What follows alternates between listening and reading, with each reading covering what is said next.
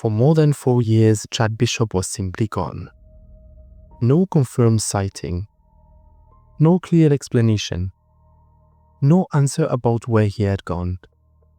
His disappearance stretched from days into weeks, from weeks into months, and eventually into years. Then, this week, something changed. Police received new information. Information strong enough to send investigators to a suburban property in Bethania, Queensland. And once detectives reached the backyard, the disappearance of Chad Bishop began to look very different. Because police were not simply searching the property at random, they focused their attention on a specific area, an area beneath a children's Cubby house. Investigators moved the structure. Underneath it, they discovered a shallow grave. Inside that grave was a box, and inside the box were human remains. Police believed those remains could belong to Chad Bishop. But at the time of reporting, formal identification had not yet been completed. That distinction is important. Until forensic specialists complete their work, police cannot publicly confirm that the remains are Chad's. But after more than 4 years of uncertainty, investigators now have something they did not have before: a physical discovery. A location, though, and potentially a major breakthrough. But that breakthrough creates an immediate question. What happened this week that finally led police to that exact spot? Chad Bishop disappeared from the Beenleigh area in March of 2022. For years, his disappearance remained unresolved. There was no publicly announced discovery that explained where he had gone. No clear ending. No answer that could close the case. And that is what makes missing person investigations so difficult for families. There is no certainty. There is simply waiting. A phone that does not ring. A person who does not come home. A birthday passes. Then another. A year passes. Then another. And every new day brings the same unanswered question. Where are they? In Chad's case, that question remained unanswered for more than 4 years, until police received what they described as recent information. That fresh information directed investigators toward a property on Old Trafford Road in Bethania. Police began searching the property. They moved through the backyard. Then they focused on the Cubby house. At some point, investigators decided the structure itself had to be moved. And when they moved it, they found the shallow grave underneath. Buried there was a box containing human remains. Think about how much had to happen before police reached that moment. Someone had to provide information. Investigators had to consider that information credible enough to act on. They had to identify the property. They had to search the backyard. And then they had to focus on one very specific location beneath a structure that could easily have looked completely ordinary from the outside. That sequence is now one of the biggest mysteries surrounding the case, because police have not publicly explained everything that led them there. They have not publicly revealed who provided the recent information. They have not explained why that information emerged now. And they have not publicly detailed what made investigators focus on the exact area beneath the Cubby house. Those answers could become extremely important later, but the confirmed facts are already significant. Chad Bishop disappeared in March of 2022. More than 4 years later, police received fresh information. Detectives searched a Bethania property. A backyard Cubby house was moved. A shallow grave was discovered beneath it. Human remains were found inside a box. And shortly after that discovery, 2 people were charged. Courtney Williams and Callie Rochelle Mordieu have been charged with murder and interfering with a corpse. Those charges are allegations. Neither person has been convicted of these offences.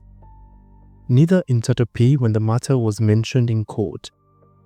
Police have said that Chad knew the two people who were charged. Court documents also allege that Chad was killed in Beenleigh and that a dead body was later moved. Those allegations have not been proven in court. That legal distinction matters throughout the story. Charges tell us what prosecutors are alleging. They do not tell us what has been proven. The accused remain entitled to the presumption of innocence, and the prosecution will still need evidence capable of proving its case in court. But outside the courtroom, investigators are now dealing with another major task: identifying the remains. Forensic specialists are expected to examine them. That process could help determine who the person was and how they died. If the remains are formally identified as Chad Bishop, one enormous question in this 4-year mystery could finally have an answer.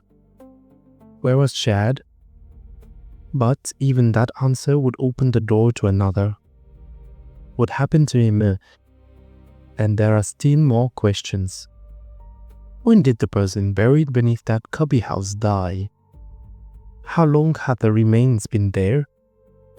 Was the property connected to the investigation before this week?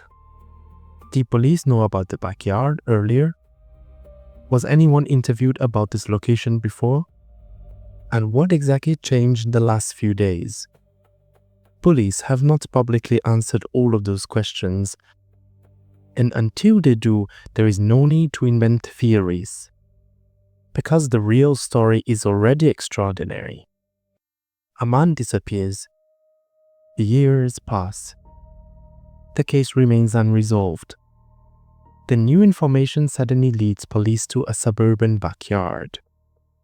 They move a children's Cubby house, and beneath it they find human remains. That is the kind of discovery that can completely transform an investigation. Before this week, Chad Bishop was a missing person. Investigators were trying to establish where he had gone. Now, after the discovery in Bethania, police are dealing with an alleged homicide investigation. That is a dramatic shift, and it happened very quickly. The search took place on Monday. By the following day, 2 people were appearing in court facing serious charges. But the speed of those developments should not make us forget how long the case remained unresolved before that. More than 4 years. 4 years in which Chad's family had no public answer. 4 years in which investigators did not have this discovery. 4 years before police were finally directed toward the area beneath that Cubby house. That is why the source of the new information is so important. Because somewhere between a disappearance in 2022 and a backyard search in 2026, someone knew something that investigators needed. The public does not yet know exactly what that information was. We do not know when police first received it. We do not know whether it came from a witness, someone connected to the property, or another part of the investigation. Police have not publicly identified the source. But whatever the information was, it appears to have been specific enough to change the direction of the case. And there is another important detail. Police say Chad knew the people who have now been charged. That means investigators are not describing this as a completely random connection. But what that relationship looked like and what prosecutors will eventually allege happened between them will have to be established through evidence. At this stage, the safest thing is to stay with what is confirmed. Chad disappeared. Police later received fresh information. A search followed. Human remains were discovered. 2 people were charged. Formal identification is still pending. And the case is now moving through the courts. For Chad's family, however, this is not simply another court story. For years, they have lived with uncertainty. Families of missing people often talk about the pain of not knowing. Without an answer, there is no clear ending. Every possibility remains open. Every unexpected phone call can feel important. Every new piece of information can create hope. And every year without answers becomes another year of uncertainty. If these remains are confirmed as Chad's, that uncertainty will change. But it will not disappear. The question will move from where he was to what happened to him. And investigators will have to reconstruct a timeline that stretches back years. Who last saw Chad? What happened around the time he disappeared? When were the remains placed at the Bethania property? Who had access to that location? And what evidence connects the people now charged to what police allege happened? Those questions cannot be answered by headlines. They will require forensic evidence, witness testimony, digital records, and whatever information police gathered before making the arrests.